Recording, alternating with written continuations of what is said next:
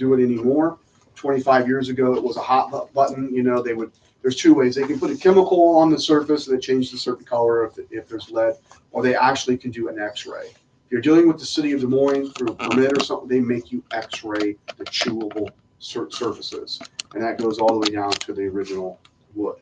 Okay, there's a service you don't see that a whole lot. Radon's more popular now, where you see radon. If they are, most home inspection companies, most serious ones offer a radon addition, but definitely explain that to your buyer.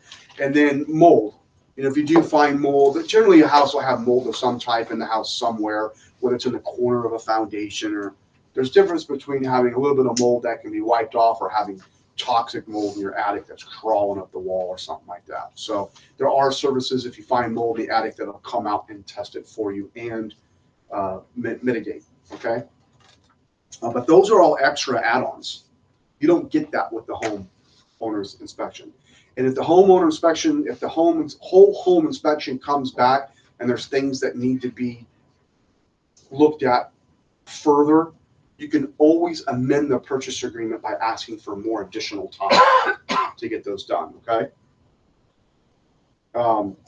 Let's go over contingencies in the offer. Now, the reason I even go over this is because I want a buyer to know. A lot of times they don't make a decision because they're fear of the unknown. They don't know what the purchase agreement tells. So I always tell them, I said, listen, these purchase agreements are written by lawyers with the buyer's interest in mind. Well, what do you mean by that? Well, we have a lot of built-in contingencies in the offer with the buyer's interest in mind. For instance, the mortgage. The offer is subject to the mortgage that you put in here. So the mortgage that you're pre-approved for, that's what we're going to put in here. And for some reason you lose your job or you're not able to qualify for this mortgage, we can call this deal null and void and get your earnest money back. The second one is appraisal. I'm marking here this purchase agreement is subject for the home appraising at purchase price or more. For some reason we don't come in at value, we can declare this purchase agreement null and void or ask the seller to come down in price to offset that. Okay.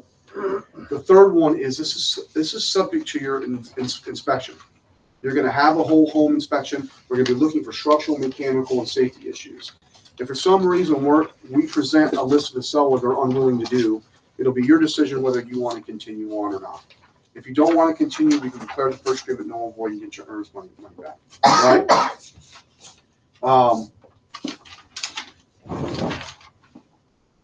Abstract and title. We have to have clear title in order for us to get a mortgage on the property. So this offer is contingent upon the seller delivering us clear title. Can anybody here, not Tina or Maria, tell me why we need to have clear title, or Michelle? Anybody tell me why we have to have clear title? Not just that we do, but the why. There might be liens on the property, right? Right. And why is that important? Because they owe money for the transfer, and not like borrowing against their property. Right. Wonder if that lien was only like $7. Still gets transferred. Does that make a difference? Right. Why? You know why? You know the why, right? Why does a mortgage company require a title of opinion? Because that lien holder has, they have a claim on that property. And so they're subsequent in order. You're just ready to say it, right? Liens are prioritized by the date that they're filed, not by who owes money and not by the amount. Okay? So you could owe me $10, Ed, and if I have a lien against your property before that mortgage company records their lien, I'm first in line should you default on your loan. My lien's first. They're prioritized by the date that they're filed. So a mortgage company who's getting ready to file a big ass lien against your property is called a voluntary lien because you're signing up for it, right? They need to make sure they file first. They need to be the first lien on file. Therefore, they require all the other crap by your seller to be cleared off. And they file their lien first on the property. So if shit ever hits the fan, they're first in line to get their money. They have claim to the property first.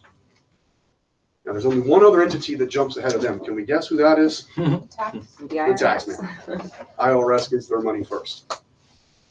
Some call it the mob, some call it the IRS. So that is the why. That is the why we need to clear title. So who, I'm a new agent, so I don't know this, but who like goes about finding these things out about the title, if it has liens against it? Yep, good, that's a good question. First of all, an abstractor, it's a history of the property since it became patent in 1868. So it's a chain of title. That's what the abstract is. The abstract's a chain of title, and it shows, okay, this person got a divorce, and then it was, the court officer's deed, the guy had the right to sell it, so we got clear chain of title. That abstract's delivered to the attorney. The attorney does a title opinion. They're the one that searches for the liens. They're the ones putting title guarantee on the house. The attorneys do the searches. Some lenders require a buyer search with that, some don't. The seller always gets searched. All right? Most common liens you see, small claims, child support, IRS, mechanical. Those are generally liens. The best news is you got the best staff behind you, your closers, literally in the industry, and they will be able to help you clear most of those liens. All right? In fact, they do so much that Steve, even as you a new agent, could go 5 or 8 years before you even realize what we just told you, because they do everything. As a younger agent, when I was coming up, you had to do all that stuff, so you end up figuring out, what the whys. I think it does help to know not just the what, but the why. So that is why we need clean title. Last thing is the termite inspection, as far as being a contingency in the contract. In our contract, the seller's paying for it, and the seller's agreeing to treat if we find evidence of termites, of active termites. The buyer's right, you should know. The buyer has the right to pay for and put a structural inspection on that home to make sure that the integrity of the home has not been lost. And if it has been, and termites can do significant damage, folks, you can ask that seller to remedy up to the buyer's satisfaction. If they're unwilling to do so, we can declare this deal null and void with earnest money back. Since the termite inspection is kind of sometimes done later in the transaction, have you ever had somebody back out because they were freaked out by termites? No. No. That's like someone freaking out. I mean, they're hard to be. Like, you can't even see them with the naked eye. They make mud tunnels, and the carpenter ants and termites are the wood destroying insects you see the most in our area.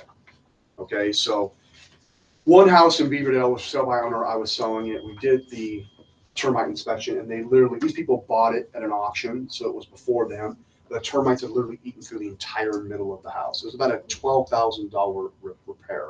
Seller didn't want to do it. We backed out. Had they just did the termite and said, hey, signs of past treatment, no active termites now, and we said, okay, they would have walked into that and had that problem later. And so I'm not saying every time a home has had termites, you need to have a structural engineer. I'm saying you need to let your buyer know and let them make the decision. It's not your decision to make, right? You see the old saying in real estate, right? 2 types of homes in Iowa: those that have had termites and those that will. Lance Hansen, 1937. I wish he was here. I was curious about it. Yeah. His father's father. Yeah. Somebody should probably quote that On Facebook. Pre-approval versus loan commitment versus clear to close. Pre-approval we talked about. I think Jasmine, you said something like it's pre-qualified, pre-approval. I don't know really what the semantics difference of that is. I know the pre-approval process is they've taken the application, they've pulled your credit score, here's your pre-approval. Well, I know when we got on my last listing, we got a pre-qualification. I actually called the lender and I said, how solid is this? And I said, what is this based on? And she's like, it's just preliminary numbers they've told me. So it was nothing. And that's all pre-approval is really too as well. They've done an application, I've pulled your credit score, here's your pre-approval based on what you told me. This wasn't even done for the pre-qual. Right. It was Even done. So the full commitment, full loan commitment is actually, I've went and verified things on the application. I've copied your W-2s, I've done verification of employment, I've sourced your funds for your down payment, right? And now I can issue full commitment. Now, what people generally don't understand about full commitment, that it can still be subject to the contingencies of the offer. We don't have an appraisal yet. We don't have title commitment yet. We have full commitment based upon, appraisal, and also that nothing has changed between now and closing. A lender will generally do a verification of employment right before we close.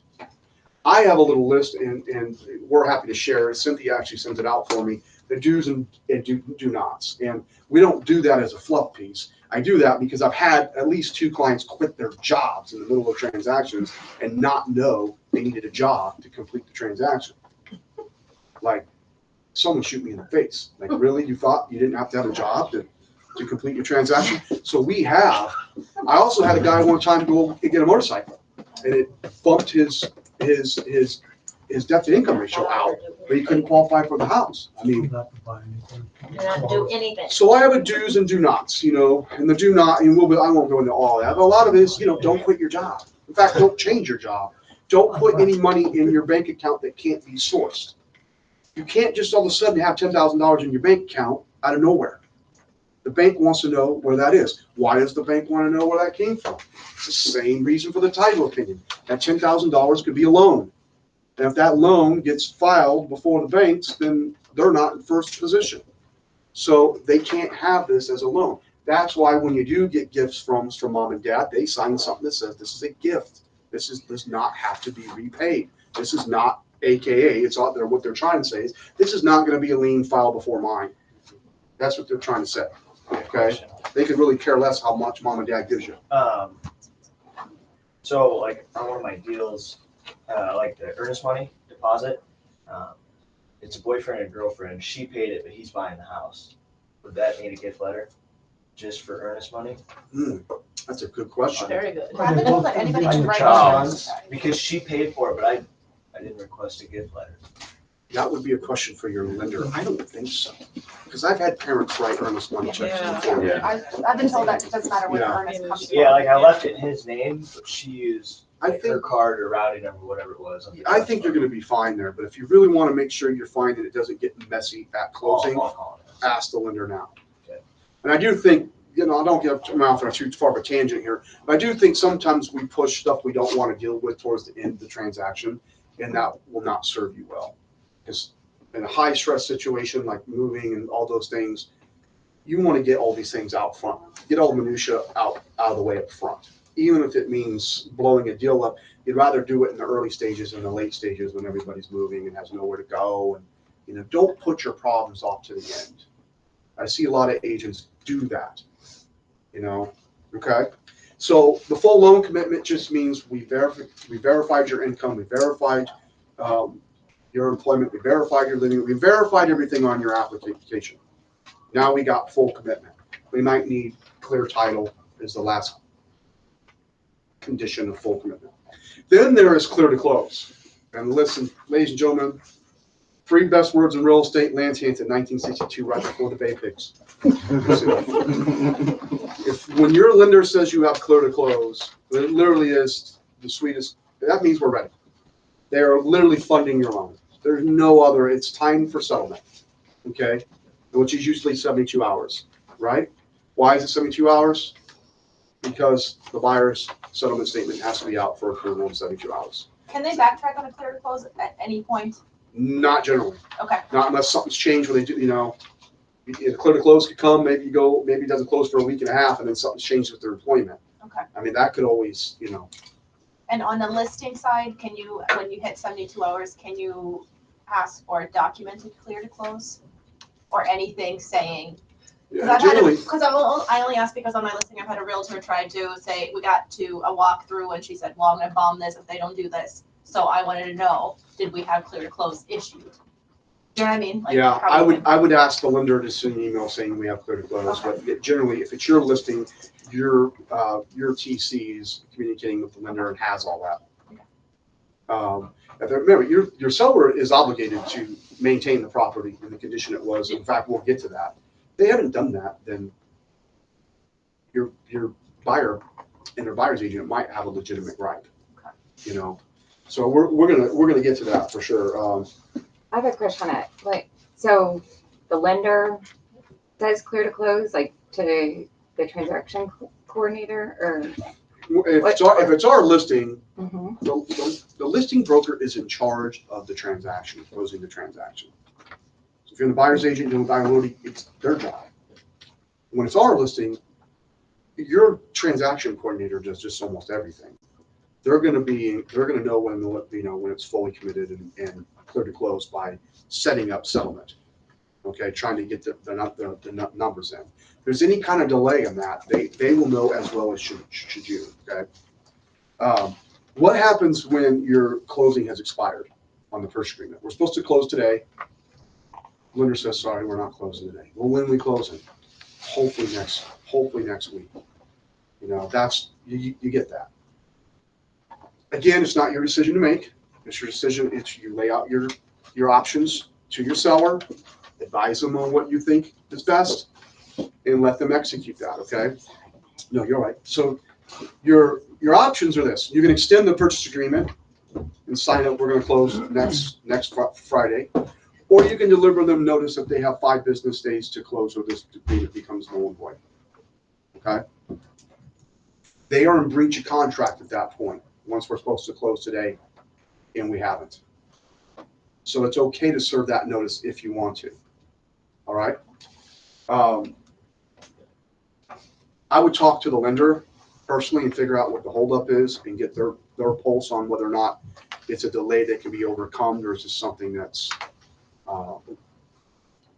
probably just not going to happen. I had this happen on the buying side on my first transaction, where I felt kind of like it's just being like right of mind of like remembering like what's acceptable, what's not acceptable for like other agents' behavior too. Because so we were the listing agent, and it had become a thing where the closing date had changed, and so everyone was just trying to have a meeting of minds, right? Like, let's make this easy, let's make this happen. It was that following Tuesday, and one of the things, the listing agent who had done a lot of things, apparently that were like kind of snaky, I guess. Like she was trying to take control of the deal, and I didn't notice because I was so new, and I was fielding these texts by myself. So not all of it was clicking the way it did for like Kenny or Tanner, for instance. And she was going to meet. She was like, "Well, to make it easy, let's have her meet me there, give her the keys that she has, and I'll also just have her sign the ALTA while I'm here." So I basically agreed to have the buying agent go over the ALTA with my client and have her sign it.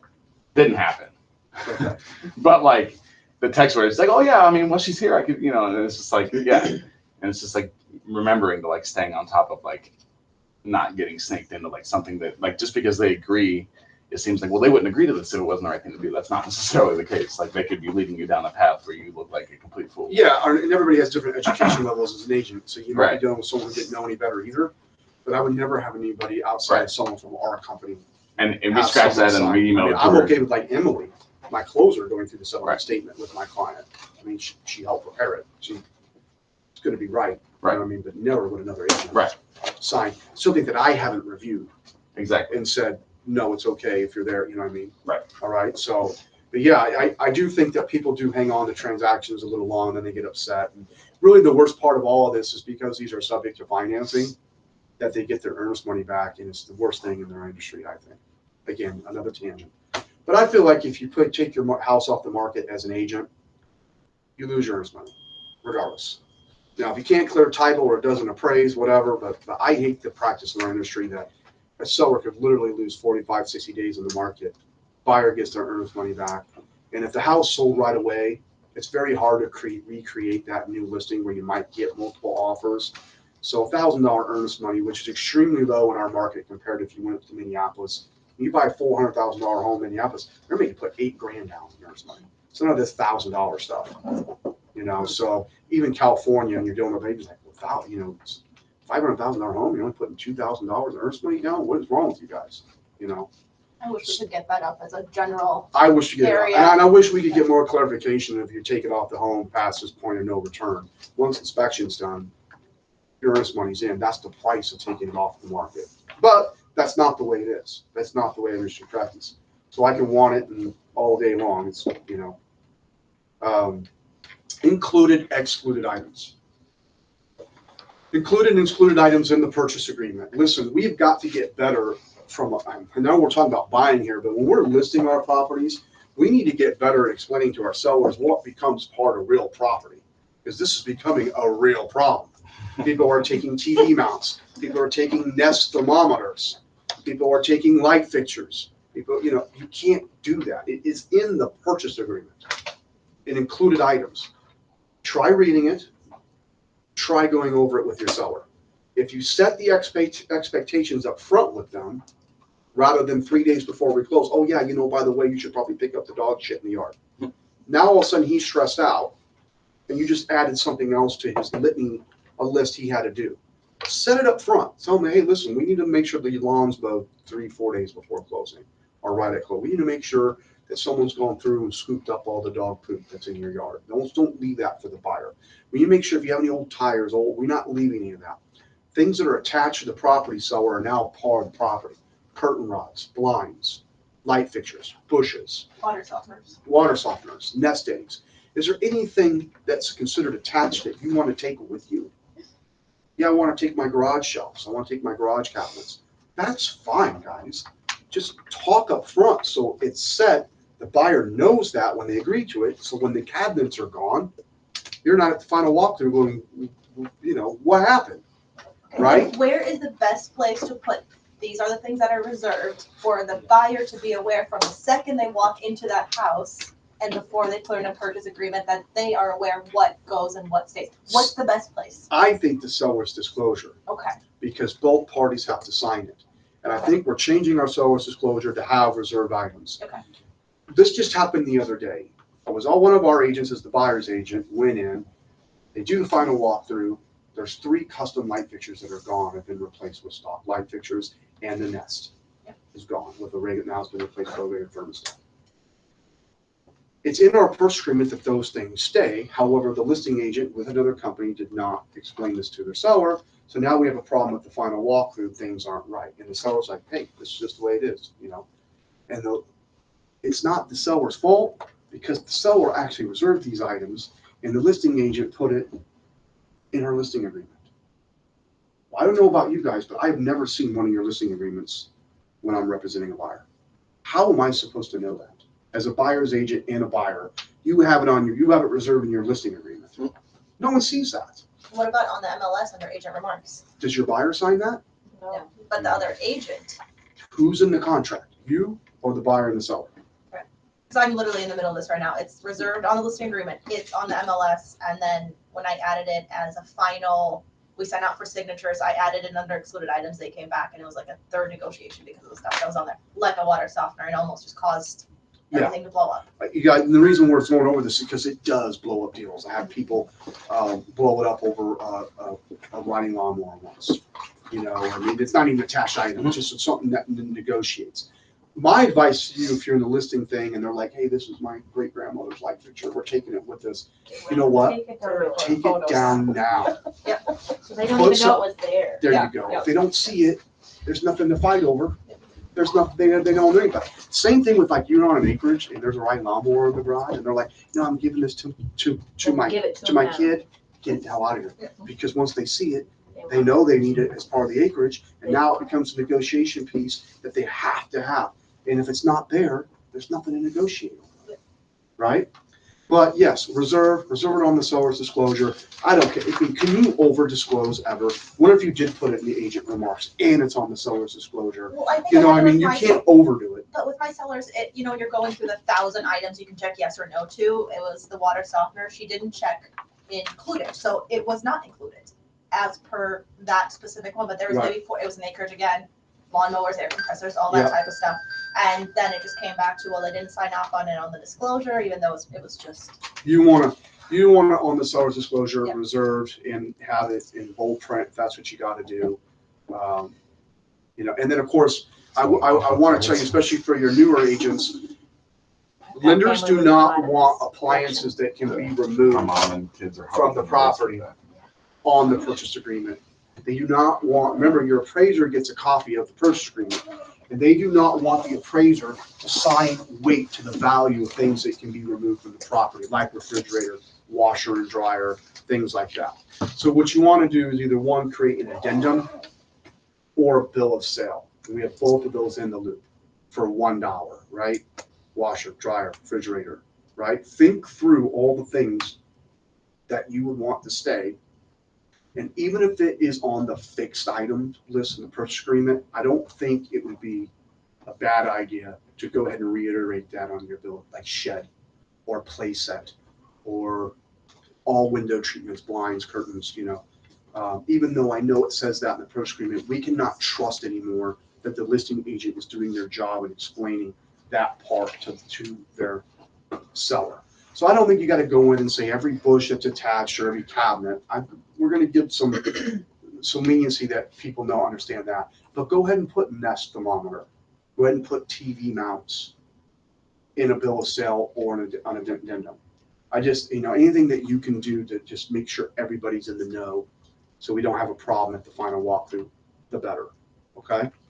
And then keep in mind too that removing stuff from your property is just as important. Like, no one wants your old bald ass tires sitting in the back of your shed. No one wants your oil pan for the last 3 years. And all your paint cans. that are- Yeah, right.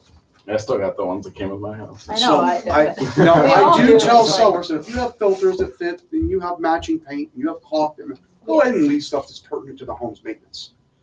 Gutter downspouts that are sitting in it, fine. But outside of that, anything that's not included in stays goes. Okay. So again, set the expectations up front with your seller. Let the buyer know what they're agreeing to as well. I think the big thing is lawn, sometimes dog poop, and snow removal. You live in Arizona. We're all happy. We're in 4 feet of snow here, and these buyers are moving in, and they literally have drifts in their drive. They can't get their moving truck in. Think through that. Be resourceful too as an agent. Hey, I got a guy, right? I always say too, when they're gonna do a home inspection, I always tell my sellers to make sure the home is in great shape, as in clean and tidy, when they're doing the home inspection. Because if they already think they got an offer and then they slept for that week, that buyer's gonna be in there with their agent or with the inspector for a couple hours. And You want they them can to, change their attitude. yeah, you want them to fall in love with the home all over Right. again. I absolutely agree with that, as well as the appraiser, Yeah. right? We Yeah, want to see it their could praise. change their total Absolutely. attitude I just agree from the with house that. being a mess. I agree with that. Are you also writing into contracts that at final walkthrough, a house should be empty? No, Can't be usually. not For you. final walkthrough? No, you have to listen. We have to understand that logistically, not everybody can move the same day. Yep. On the purchase agreement, you have to let your buyer know that, hey, these guys are going to be in boxes. This might be a mess. If I want it empty, that might not be something that we can accommodate. We need this sale to happen in order for that sale to happen, in order for that sale to happen. It's a domino effect. One can't happen without, we're not in a situation where one can happen with the other. Now, sometimes we are. Sometimes someone's moving out of state, they're all out 2-3 days early. Sometimes they don't need that sale to make something happen. They're 2-3 days early. Ask the listing agent what they should expect and then set the expectation with your buyer. Don't let them come to the final walkthrough thinking it's going to be empty and the place is in shambles. They should know the time that we negotiate the possession and the closing, that we do our final walkthrough, chances are these people are going to be in boxes. That's just the way it's going to be. Okay? And don't you subscribe to a 48-hour ahead walkthrough? I do. In fact, we kind of glossed over that in the 4-way protect yourself, didn't we? So we missed the home warranty. Everybody knows home warranties, what it covers, what it doesn't cover. There are different policies. We have a relationship with Cinch here. By all means, you're free to run your business however you want and pimp the policy that you think is best for your clients. And that might be an individual thing, like if this client wants sewer coverage, Cinch has that add-on, I believe, where another company might not, so I'll let you guys do that. The last way, like Michelle was talking about, to protect your client is the final walkthrough. We're there for 2 reasons for the final walkthrough. We're there to make sure the home's the same condition it was when we bought it, right? Has been analyzed, hasn't been plumbing line leak. And 2, we're there to make sure that anything that was requested to be done as a result of our inspection was done to the buyer's satisfaction, our satisfaction, with paid receipts and things like that, okay? I try to do it 48 hours in advance just in case there's a problem. I got an extra day. I got an extra day to try to work something out. If you go the day of closing or you go the day before closing and there's a real problem, we're probably delaying closing. Or you know what I mean? Or dealing with an unhappy buyer who feels like they're in a corner, they have to close. And then I have to sort through this stuff afterwards. And it is very tough to get money out of somebody after they've already been paid. Have you ever paid like a concrete guy in advance? You ever try paying a seller and then getting them back to do something? Your only leverage as a buyer is not to close. So, okay. Moving on. Looks like that's about it for today. Did I miss anything?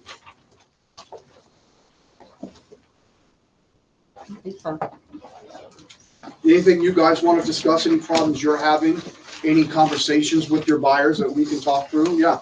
As the listing agent, like I feel like I have a lot of fish on hooks. I'm just not able to reel them in. So do you tell, like, I mean, this one couple's like dragging their feet, and it's like, I mean, if I were their agent, I would say, you got to make a decision here. As a buyer or a listing agent? As I'm the listing agent, the buyer's agent is just letting, like, she constantly asks me questions, and I'm like, yeah, I kind of want somebody to come along and snatch it up because, like, do you say, we have 3 showings on this today? Like, Yeah, you could try to create Or some do you urgency that way. think- I would never feign in interest. What I mean by that is don't ever lie about interest in the home because it can backfire on you. And so don't do that. If there truly is interest and there's 3 showings, be truthful about it. But maybe just ask them, say, hey, I see some hesitancy in your buyer. There's probably some fears or some unknowns. What do we have to do to make sure they feel comfortable going forward? What is the big roadblock here? Okay. You might just, all of a sudden that agent just might tell you everything you need to know about them. Okay. Well, she just changed jobs and she's just uncertain whether those jobs are, you might find something else that's not even related to the house. Okay, when it comes to that. But unfortunately, we can't make people do anything. We can't, especially when it comes to a buyer. I know, it's like, they're just Now, sitting there. if I was their buyer, if I was on the other side of that and I'm trying to get them to make a decision, I start to close on them. I start to ask them questions that I believe I already know the answer to. Is this in the right area you want to look at? You're only looking at Ankeny, right? Yep, only looking at Ankeny. Got to have a four bedroom, right? Do you like the area? I love the area. Is it the price point is affordable? It's the price point is affordable. Is it the floor plan will work for your family? Yes. It's in the right school district for Ankeny? Yes. And she even said, well, they went out and looked at it again, but somebody else was showing it. Yeah. Yeah, you say, Yeah. then you close and say, let's make a reasonable offer and see if we can get it for you. Okay. So all these things were a yes, right? I guess. And then my last question was a close, This is hard as to far see down as, here when we let's just- get a reasonable offer on the table and see. His front yard. And generally, because they said, yes, it's in the right area, yes, it's the right school district, yes, it's the right price, yes, the floor plan works, yes, let's write an offer. Okay. That's how you get to closing, okay? You can also, with buyers, that rating scale works because once they rate something at 8 or higher, they just told themselves, I want to buy this house. That's the beautiful thing about using that plan. I had that's not my thing. Someone taught me that in 1998. I've been using it that long. My brother uses it, says it works phenomenally. Everybody uses it, says it works really well. That little game. Plus, it makes it fun for people to go around and be like, where you at on this, honey? I'm a 5. This place is a piece of shit. Another person, oh, geez, I know, I was at 8, but you figure out like one person's needs versus somebody else's, right? And you should be paying attention. Get really good at reading body language, and don't be afraid to ask questions that come from a place of help. If you do that, you'll eventually get people to trust you, have confidence in you, and then last but not, they'll convey to you what their fears are, and you can overcome them. Okay, you can't just willy-nilly out showing people houses until that's it. You'll be showing them 50 homes. You've got to funnel that down for them. Ask questions, be educational. We have a nice little training piece on the makeup of houses. We just did this in Davenport. So last Thursday or Thursday before. We go around to houses. We've done it here with Lance before too, and we have actual training where you got stuff up. But know your houses if you're working with buyers. Know the expected lifetimes of roofs, know the expected lifetimes of furnaces, and know the different types of windows, and know why concrete shouldn't be sloping towards or away from the foundation, and rotten windows, rotten window sills, all these things that you're looking at. Electric that looks to be updated, and is there a meter outside? Well, it's Des Moines, the electrical panel's updated, but the meter's still inside. Well, I don't need to look at an assessor and tell you they didn't pull a permit. Des Moines makes you pull the meter outside when you pull a permit. So, there's all kinds of, educational things when I'm on site with a buyer that makes them feel like, man, I should probably work with this guy because I was just with Connor and he didn't know any of this shit. You know, seriously, I'm picking on you because he's brand new. You know what I mean? And he's like, now I feel like being with Matt's going to help him educate me and maybe avoid me making a mistake. You know, he's very transparent. He's not trying to sell me. He's trying to educate me, trying to advise. He's trying to consult. You know, it makes him feel comfortable with me. You know, and I don't try to sell every house I'm in. In fact, there's a lot of houses I talk buyers out of. Because when I do see the house that I know they should buy, I tell them that, and they know that I'm not just selling them. I just talked them out of these other 3. This is the home you should buy. It's an 8 or higher. It's got I reiterate all the buttons that push for them. It's got the 2-car garage. We're not dealing with the galley kitchen and Beaverdale like we've seen everywhere else. You know, it's got the 3 bedrooms. You know, it's got the good yard for the kid and the dog or whatever. It's fenced for the dog. I reiterate all the points that they were looking for. This is why it's an 8 or higher on your list, you know. So, and then you close, you know. And I also see a lot of us, and I was warping into this when I was an early agent, that you're not really selling yourself. You're not really selling anything. You never really have to sell a house. And although I believe that to be true, don't forget that you are the product. And you need to be able to sell yourself. You need to be able to articulate why they should use you, whether it be from a buying standpoint or a listing standpoint. I used to do this as a young agent too. Someone would come up and be like, well, we're going to buy our house off you, but we're just going to list our house for sale by owner for, you know, and I would just accept that as, okay, I'm going to get the sale. I don't do that anymore. I immediately drop into salesperson mode. You know, I immediately go to my sales like, why would you want to list it for sale by owner? You're going to drop it into 5% of the buying pool. Like, and even if you don't pay a listing commission, you're going to be paying buying commission because all the buyers are with agents. So they're going to come in and they're going to get you for 3 or 4%, or buyers are going to come in who are savvier and they're going to ask for that commission to be off of your price. Do you know how many houses I've sold for sale by owners that I think I could get 20, 30,000 more for their house? I said, list your home with a full service agent. I'm going to get you 5% more for your house than you will on your own. Because I'm going to put it in a limited inventory. We have limited inventory. We have tons of buyers out there. And I have 2,500 agents that are licensed, compensated, and motivated to sell your home. You know, why would you want to fish in a puddle when I can push you into the ocean? You know, then I go into a process. So not only am I going to sell your home for more money, but I'm going to process this thing for you so it's smooth. Because this is what we do every day, all day. You're going to have to take time out for work to get your mortgage paid off, to order abstract and get title, to negotiate through inspection and get the appraisal and the termite and the settlement together. And I just use words they don't know what the hell I'm talking about. So now they start thinking in their heads, well, Jesus, maybe there's more of this. So I'm going to do all this for you for this. You know, I mean, maybe give them a deal. I don't know. That's your business. But I don't just roll over anymore. You know, someone tells me they're going to buy a home. We already found a buyer for our house. I'm like, perfect. I'll process it for you for a flat fee. You already got the buyer, got the seller. You know, let me put this together for you and get, you know, both sides and make sure this is done, processed smoothly. And whatever that flat fee is for you guys. You know, where's like the line of saying like something like we will get you more, you know, like saying like you'll even after you pay me you'll get more because of all of these things, and then like they don't. Like if you had that customer, right? Well, you know what I mean that does happen, but I mean, yeah. Like because there's again, I'm in sales mode. I'm not writing anything. Right. No, I get that. I mean, but in some of the sure. testing questions, it'll say like, it'll have like that, and then the buyer was, you know, they said, well, he said this, and like, was that illegal? Was that like a voice contract? Was that like an? I'm just asking, like. No, because I mean, on an industry average, on nationwide, agents do actually sell their homes for 5% more on the market than they get on the. There you go. Okay. Yep. So it's based on something. Yeah, here it might even be more. Yeah.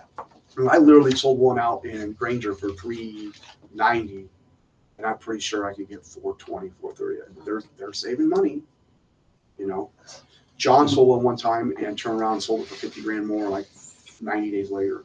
Mr. Sell owner wanted to save money. Yeah. You can make a living off of something. Those are the kind of stories that make it. Just buying them and reflipping them because they think they're saving money.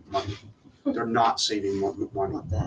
So another conversation, since we have just a few more minutes, you know, is getting somebody, you know, sell them if I'm going into everybody's home, everybody's sellers thinks their home is worth more than it is. And generally, if you list your home, Connor, someday you're going to think your home's listed, even if you know you're a real estate agent. Yeah. You got to bring in your mom and bring in some other people to tell you straight. Right. Because you know how much money you got into it. You know that some people, well, this is where all of our, like, no one's paying you for your family memories. Right. Right. So you have to convince your sellers to list at a price point that's going to sell. You have to do that. And the way that I've had a lot of success doing that is I just say, hey, listen, there's two philosophies. One worked really well for a long time that's not working well now. And the other is what I think we should do that's working really well. The philosophy that you're trying to take what worked really well in the 90s or 2000 is, I tell you your home's worth this amount. You want to list a little higher. A buyer's going to come in less. We meet in the middle where we think we should sell the home. And that has worked well, very, very well. And then we have a large inventory market. People have decisions. They come back, have 2 days to make a decision on your property. That method has worked really well for a long time. And I thank you for thinking we should do that. List a little high, come down, and then meet in the middle. That's not the type of market we're in, though. If you really want to sell your home for this price, you actually need to be at that price or under. Because we're in a limited inventory, what you're going to find is that you're going to have people fighting over your house. And they're either going to get what you're asking in a short amount of period of time or possibly even more. That is the philosophy that's working today. And if you go the opposite way, what I'm scared of is 30, 45 days is going to go by, or we've had 8, 9 people through in the first 2 weeks, and now you're going to, because they didn't buy it, you're going to start your reduction. You're going to reduce it back down to where I told you, but unfortunately that isn't enough to move the needle anymore. Because I can't recreate your new listing again. So now buyers are going to come in. If they do make an offer at that price point, they're going to expect it to be $10,000 less than you're asking, because you've been on the market for 60 days. Does that make sense? And they expect you to take it. So an effort for you to try to get more money, actually you shoot yourself in the foot, you're going to end up accepting less. Versus if we just listed here, we're either going to get that or more. You have a real opportunity to get that or more. Does that make sense? That makes sense to them. It's logical. And you usually will list it where you're, and in the market we're in right now, you generally will have that outcome where you're getting close to full price or more. Okay? You have to sell. Whoever sold me that crock of shit that we weren't in sales when I was young, I don't know who it was. They told me all you have to sell is yourself. All you have is you're not selling houses, and I agree with that. I'm not going to talk you into buying a home you don't like, nor would I even try. You're not looking at some huge crack in the foundation and like, if you look at it just right, it kind of looks like Abe Lincoln from the side. You're not going to get anybody to agree to that. So you don't worry about selling houses. You damn better be sure to know how to sell your services. You better know why you're better than on your own. You're better than hiring an attorney to do this. You're better. Does that make sense? And know why. And don't roll over because someone says, well, I'm going this way or that way. No, fight for it. Go in and tell them why they should look at you. I had a client referred to me by Rachel, he's a doctor, and he's not towards the end of his career, and he was using another agent I didn't know, but he said, I really, and he was asking me all these questions. I'm like, Doc, I said, I'd love to help you. I said, but if you're working with another agent, you should just call them. I said, I'm not going to advise you on the side of representation that isn't, I don't know that's legal or that's, fair. At some point, you don't feel like you're getting the representation you deserve and want to come this way, be more than happy to give you all the time in the world. Well, it took 2 weeks for them to realize they didn't want to work with this agent. Now, I'm not going to give them free information. I spent 25 years learning this stuff. I'm not giving it away for free. I'm not helping somebody else make money unless it's one of you guys. That's so keep in mind, your time and your knowledge is all you really have. Soak up as much knowledge as you can through the company's efforts. Don't give your time away frivolously or for free, unless it's big picture thinking. Okay, it's okay to sometimes give some knowledge and some time free, knowing you're building relationships with someone that's going to have bigger referrals down the end or something like that. Okay. But just being a pass by because they don't have confidence in the agent they've selected, sorry. Okay. Any other things you guys want to discuss before we break? It's right at noon. Yeah. just getting texts from family that live all over the city. I got and patio about cushions in the major neighbor's yard. Damage. My son's home is in Polk City, Okay, new construction area, and they just put in one of the Rainbow Play houses that's totally tore out, and fence is even tore out of the yard. from the storm day? Yes, Our neighbors. we have trees. trees down at Yeah, our that's I house. have trees down in my neighborhood. So if you have listings, you need to check on them. And if you have sales, you need to check on those houses also. Oh, shit. Yeah, so the Bucks Arena, the The roof roof was came off off, yeah. Oh, wow. So it sounds like we have more. Oh, No, the whole Bucks Arena on Yeah. Windsor Heights And area. it's not, and there's power out. I'm all over. gonna go relieve my